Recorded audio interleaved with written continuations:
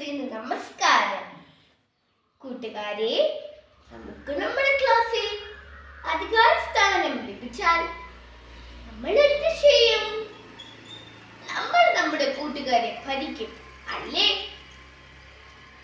അങ്ങനെ ഒരു രാജ്യം ഭരിച്ചിരുന്ന രാജാവായിരുന്നു നെബൂഖദ്നേസർ രാജാവ്. അദ്ദേഹത്തിന്റെ രാജ്യമായിരുന്നു ബാബേൽ രാജ്യം. നെബൂഖദ്നേസർ രാജാവ് ശക്തനായ രാജാവായിരുന്നു. അദ്ദേഹത്തിന് ശക്തിയും അധികാരവും ലഭിച്ചപ്പോൾ അഹങ്കാരവും വർദ്ധിച്ചു. അപ്പോൾ രാജാവിന് തോന്നി അയാൾ രാജ്യമായ യഹൂദ രാജ്യം കൂടി വേണമെന്ന്. രാജാവ് എന്ത് ചെയ്തെന്നോ? യഹൂദ രാജ്യം കൊള്ളയടിച്ച് അവിടെ ഉള്ളതെല്ലാം ബാബേലിലേക്ക് കൊണ്ടുവന്നു. കൂട്ടത്തിൽ യഹൂദരായ എല്ലാവരെയും പിടിച്ച് കെട്ടി കൊണ്ടുവന്ന് തന്റെ അടിമകളാക്കി. ആ കൂട്ടത്തിൽ യഹൂദരായ 3 ചെറുപ്പക്കാരുണ്ടായിരുന്നു. അവരുടെ പേരാണ് ശദ്രക്, മേശക്, അബേദ്നെഗോ. അവർ യഹോവയായ ദൈവത്തിൽ മാത്രം ആശ്രയിച്ച് ജീവിക്കുന്നവരായിരുന്നു.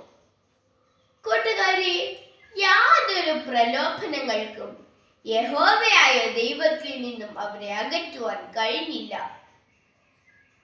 അങ്ങനെ ഇരിക്കെ നെബൂഖദ്നേസർ രാജാവ് പൊന്നുകൊണ്ട് ഒരു വലിയ ബിംബം ഉണ്ടാക്കി. അതിന്റെ ഉയരം 60 മുഴവും വണ്ണം 6 മുഴവുമായിരുന്നു. രാജാവ് എല്ലാവരോടുമായി വിളംബരം ചെയ്ത് പറഞ്ഞത്, ഇനി മുതൽ എല്ലാവരും ഈ ബിംബത്തെ വീണ് നമസ്കരിക്കണം, ഇല്ലെങ്കിൽ അവരെ ഞാൻ എരിയുന്ന തീച്ചുള്ളിലേക്ക് വലിച്ചെറിയും. രാജാവിന്റെ കൽപ്പനയല്ലേ? എല്ലാവരും രാജാവിന്റെ ബിംബത്തെ നമസ്കരിക്കാൻ തുടങ്ങി. എന്നാൽ യഹോവയായ ദൈവത്തിൽ മാത്രം ആശ്രയിച്ച് ജീവിക്കുന്ന ശദ്രക്, മേശക്, അബേദ്നെഗോ എന്നിവർ രാജാവിന്റെ ബിംബത്തെ നമസ്കരിക്കാൻ തയ്യാറായില്ല. അവർ പറഞ്ഞു, ഏത് തീച്ചുളയിൽ ഇട്ടാലും ഞങ്ങളെ യഹോവയായ ദൈവം വിടുവിക്കും. അല്ല, വിടുവിച്ചില്ലെങ്കിലും ഞങ്ങൾ രാജാവിന്റെ ബിംബത്തെ നമസ്കരിക്കത്തില്ല. ഇത് കേട്ടപ്പോൾ രാജാവിന് കോപം വന്നു. കൂട്ടുകാരെ, അവരെ വേഗം പിടിച്ച് കെട്ടി കൊണ്ടുവന്ന് തീച്ചുളയിലേക്ക് വലിച്ചെറി എന്ന് രാജാവ് കൽപ്പിച്ചു. എന്നിട്ട് തീച്ചുളയ്ക്ക് 7 ഇരട്ടി ചൂട് വർദ്ധിപ്പിക്കാനും കൽപ്പിച്ചു. അവരെ 3 പേരെ തീച്ചുളയിലേക്ക് വലിച്ചെറിഞ്ഞ പുരുഷന്മാരെ വരെ വെന്തുപോയി. കൂട്ടുകാരെ, രാജാവ് നോക്കിയിരിക്കുക അവർ വെന്തുപോകുന്നത് കാണാൻ വേണ്ടി. അത്ഭുതം! നമ്മൾ 3 പേരെയല്ലേ തീച്ചുള്ളിലിട്ടത്? ഞാൻ 4മതൊരാളെയും കൂടി കാണുന്നു. അവന്റെ മുഖം ദൈവദൂതനെ പോലെ ഉണ്ട്.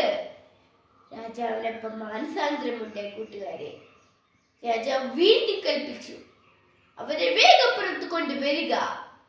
പ്രിയ കൂട്ടുകാരെ, ഒരു ചെറിയ പൊള്ളൽ പോലും ഏൽക്കാതെ അവർ 3 പേരും പുറത്തു വന്നു. രാജാവ് എല്ലാവരോടുമായി കൽപ്പിച്ചു, ഇനി മുതൽ ശദ്രക്, മേശക്, അബേദ്നെഗോയുടെ ജീവനുള്ള ദൈവത്തെ മാത്രമേ ഇനി മുതൽ എല്ലാവരും ആരാധിക്കാവൂ, നമസ്കരിക്കാവൂ. മാത്രമല്ല, ശദ്രക്, മേശക്, അബേദ്നെഗോ എന്നിവർക്ക് ബാബേൽ രാജ്യത്ത് സ്ഥാനമാനങ്ങൾ നൽകി ഉയർത്തി. എന്നാൽ അഹങ്കാരം മാത്രം വീണ്ടും പ്രവർത്തിച്ച നെബൂഖദ്നേസർ രാജാവിനെ കാളയെ പോലെ പുല്ലു തീറ്റിച്ചു എന്ന് വേദപുസ്തകത്തിൽ പറയുന്നു. പ്രിയ കൂട്ടുകാരെ, അഹങ്കാരം പ്രവർത്തിച്ചാൽ സൃഷ്ടാവായ ദൈവം നമ്മെ തകർത്ത് കളയും.